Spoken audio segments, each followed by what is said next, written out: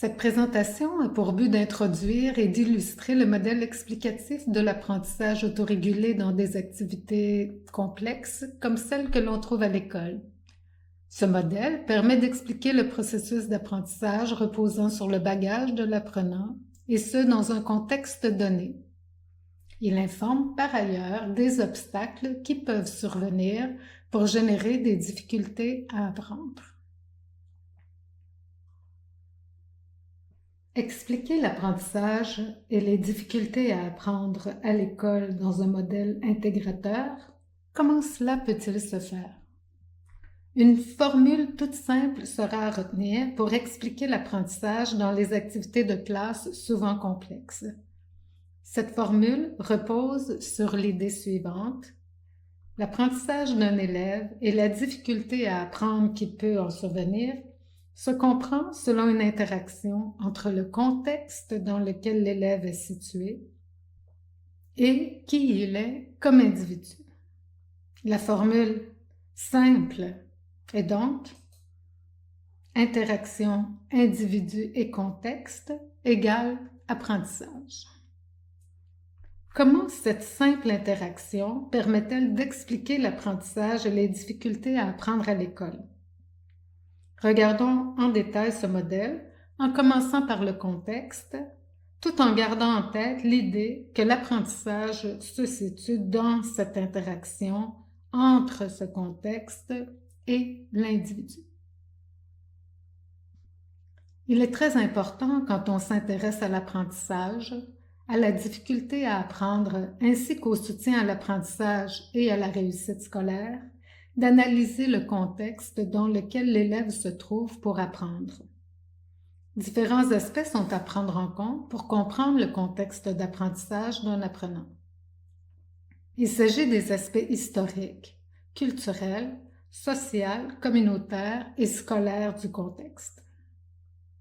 Tout apprenant est d'abord situé dans un contexte qui définit de manière générale ce qu'est apprendre, ce qu'est étudier. Ce contexte prend sa source dans le pays et la région dans lequel l'élève vit. Par exemple, dans tout pays, un contexte historique permet d'expliquer certains aspects de la façon de structurer le système éducatif.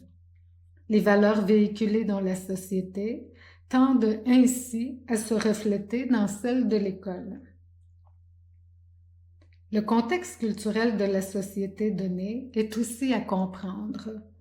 Par exemple, la culture d'origine de l'élève et la culture sociale du groupe d'appartenance de la famille jouent un rôle dans la conception que l'élève peut avoir de l'apprentissage. Est-ce que la culture sociale valorise les études et les efforts pour apprendre? Il en est de même des activités extrascolaires et de la vie communautaire. En effet, la façon dont la collectivité s'organise autour de l'école peut parfois venir renforcer les valeurs véhiculées par cette dernière et parfois être en compétition avec celle-ci. Par exemple, est-ce que le travail rémunéré est valorisé dès le plus jeune âge ou est-ce plutôt la poursuite des études? Ces aspects sont ainsi à prendre en compte quand on tente de comprendre la façon dont un élève s'engage et apprend à l'école. Une composante de grande importance du contexte dans ce modèle explicatif est la famille. Chaque enfant vit dans une famille qui a ses spécificités. Elle peut être monoparentale, reconstituée, famille d'accueil ou autre modèle. Chaque enfant vit dans un type de maison, dans un secteur de quartier près ou loin de l'école, ce qui peut aussi jouer dans l'explication de l'apprentissage. L'histoire de réussite et de difficulté de la fratrie, ainsi que la façon dont l'interaction avec l'école est souhaitée par les parents, représentent aussi des aspects importants du contexte. Alors, pour bien connaître les élèves, il est essentiel de bien comprendre le contexte historique, culturel, social et communautaire dans lequel l'élève est situé. Ceci permettra de vraiment avoir une réflexion approfondie sur les opportunités d'apprentissage qui lui sont offertes à l'école.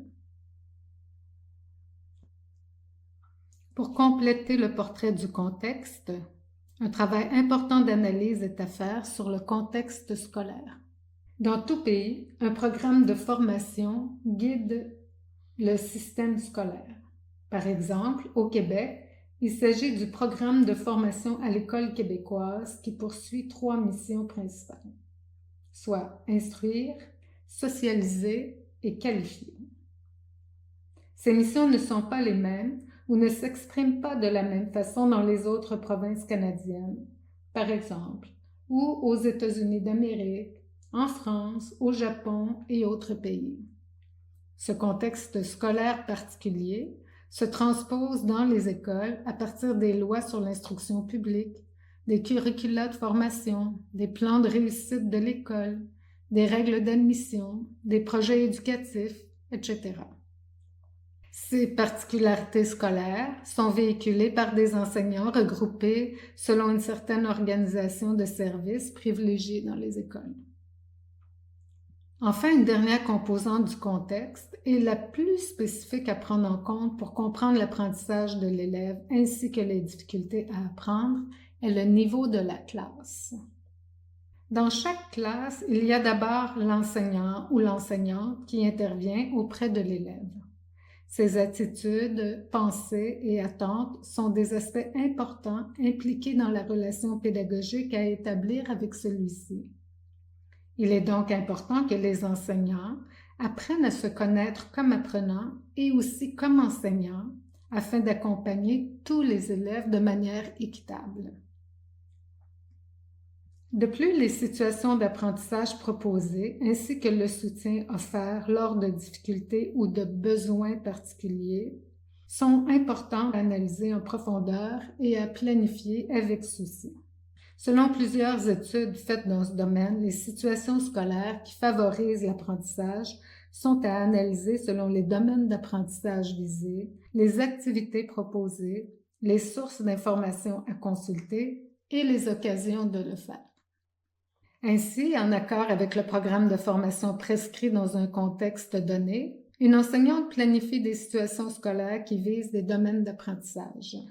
Est-ce que la situation proposée vise des apprentissages à faire en concordance avec le programme de formation? Est-ce dans le domaine des arts, du français langue d'enseignement, des sciences ou encore de l'univers social? Comment les situations peuvent-elles permettre d'atteindre les compétences et les connaissances visées au programme? Dans le cas de l'activité d'apprentissage, 3 qualités sont à considérer. Être complexe, pertinente et de nature motivante. Par exemple, une activité de nature motivante attribue un bon potentiel à l'activité pour faire apprendre, en étant authentique, signifiante aux yeux de l'élève, etc. L'activité de nature motivante n'est pas garante seule de la motivation des élèves à apprendre dans ce cas, mais la présence de tels critères lui donne une valeur certaine. Autre aspect à étudier concerne les sources d'information. Sont-elles exactes, bien ciblées? Y a-t-il une seule source ou plusieurs sources à traiter? Sont-elles unimodales, par exemple texte écrit, ou multimodales, texte écrit, images et graphiques, par exemple? Les occasions sont-elles fréquentes, d'une durée importante, etc.? Une autre composante des pratiques de l'enseignante est le soutien offert aux élèves lors de la réalisation des activités d'apprentissage. 3 types de soutien ont été identifiés dans diverses recherches. Il s'agit des tâches proposées, par exemple réflexives sur le processus d'apprentissage. Des pratiques de soutien sont aussi à observer, telles que la présence de l'étayage ou du questionnement auprès des élèves. Et on trouve finalement des approches de soutien qui combinent des tâches et des pratiques, par exemple l'enseignement réciproque, qui consiste en mode collaboratif à apprendre à recourir à 4 stratégies cognitives en contexte authentique de lecture. Enfin, les pratiques évaluatives informent de l'apprentissage et valident ces derniers. Elles font partie de la dynamique d'apprentissage en contexte. Différentes pratiques permettent de cibler l'apprentissage dans des activités complexes, telles que le recours à l'auto-évaluation des élèves, l'évaluation à l'aide de grilles de référence, la réalisation de portfolios, etc. Il y a donc ici, dans les aspects de la classe, une mise en contexte très spécifique, très importante à analyser et à planifier, tout en sachant qu'il y a un contexte plus global, historique, social, communautaire et scolaire à analyser. La question centrale qui se pose alors est comment se fait la rencontre entre ce contexte comprenant ces différents niveaux d'influence généraux et particuliers et chaque élève de la classe. Un discours très fréquent au Québec et dans divers pays est la reconnaissance de l'unicité de l'élève.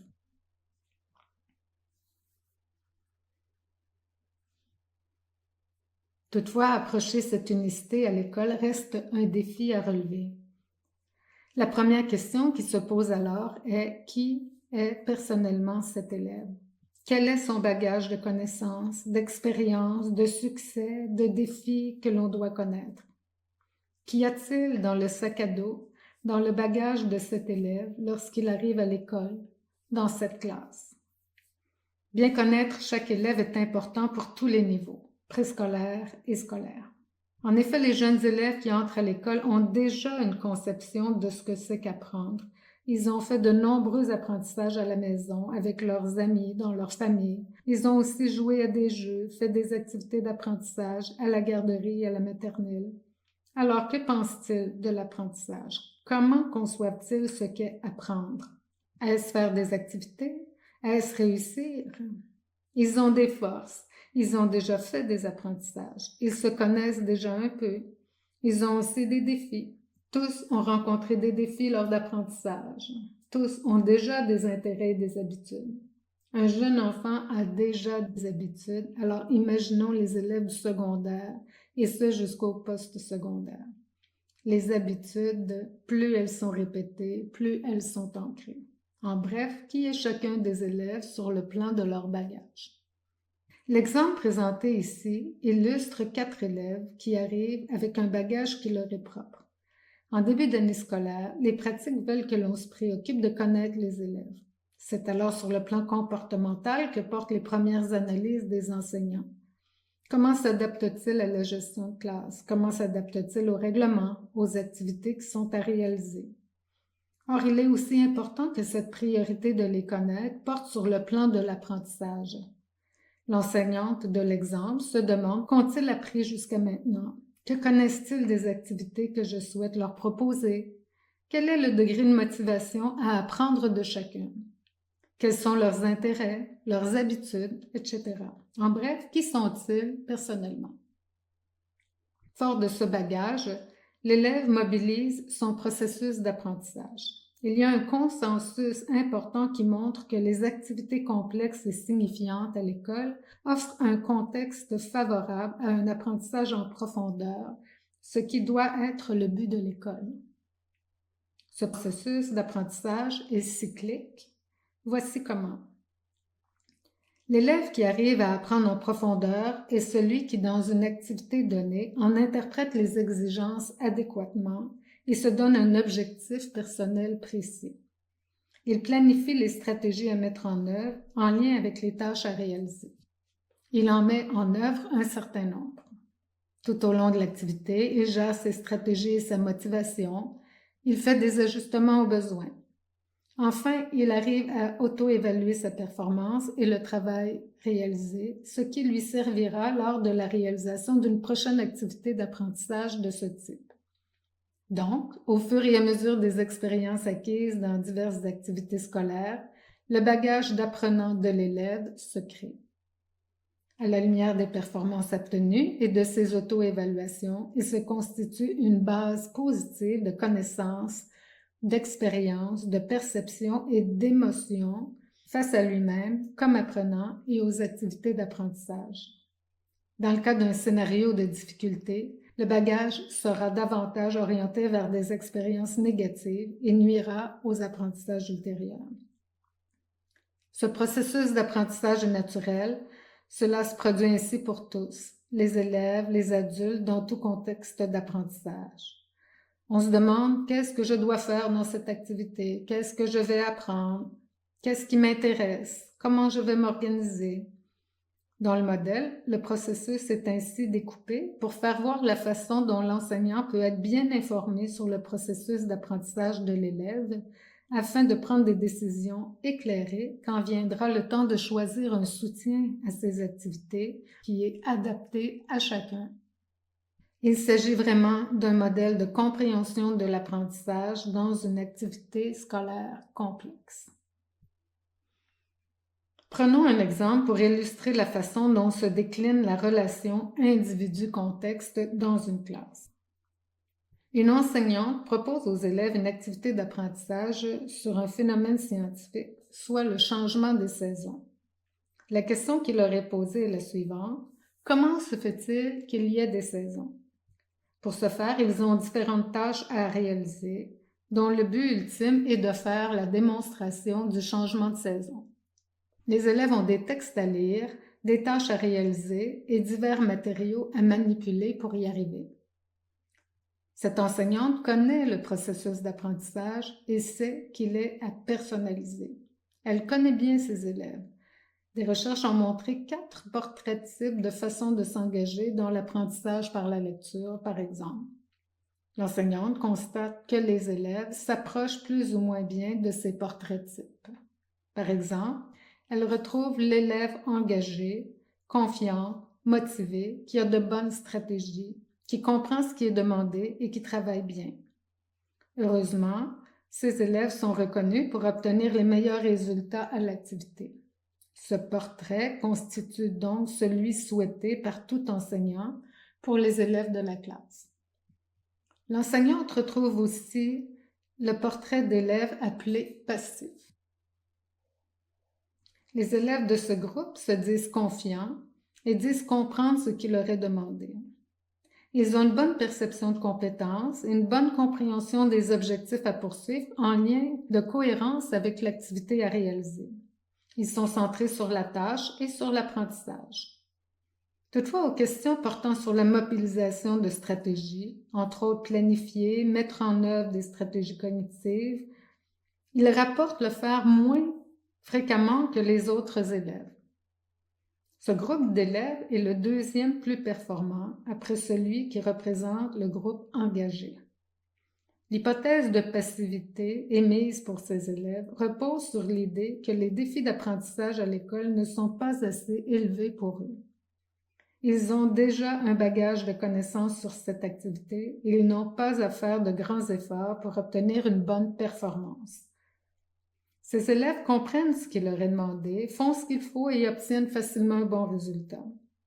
Il faut se préoccuper de ce groupe d'élèves parce qu'ils peuvent être à risque de se désengager de l'école par manque de défis et surtout de développer une perception de facilité à propos de l'apprentissage. Dans le cas où ils seront vraiment dans une activité qui leur pose un défi et leur demande de mobiliser des stratégies qui demandent de grands efforts, ils peuvent se retrouver désœuvrés. Il faut s'assurer de proposer des défis à ce groupe d'élèves. Un troisième groupe d'élèves qui est très préoccupant est le groupe de ceux qui se situent dans l'évitement. Cet élève, par exemple, rapporte seulement vouloir lire le moins possible, ne pas réviser ce qu'elle remet, abandonner à la première occasion, faire le plus vite possible, vouloir travailler avec ses amis seulement lors d'activités d'apprentissage. Elle ne souhaite pas apprendre, lire, faire les tâches. C'est un groupe d'élèves très préoccupant qui est vraiment désengagé et pour lequel il faut penser à des moyens de les engager en favorisant leur motivation à apprendre, leur compréhension de l'école et de la réussite, leur compréhension des tâches en relation avec leur engagement stratégique. Le quatrième et dernier portrait d'élèves est celui de ceux que l'on considère comme ayant des difficultés à apprendre. La bonne nouvelle est que ces derniers se perçoivent actifs dans leur apprentissage en mobilisant des stratégies, en faisant des efforts. Ils comprennent qu'apprendre est difficile. Cependant, ils commencent à avoir des stratégies d'évitement. Ils sont plus inquiets que les autres élèves dans ce contexte.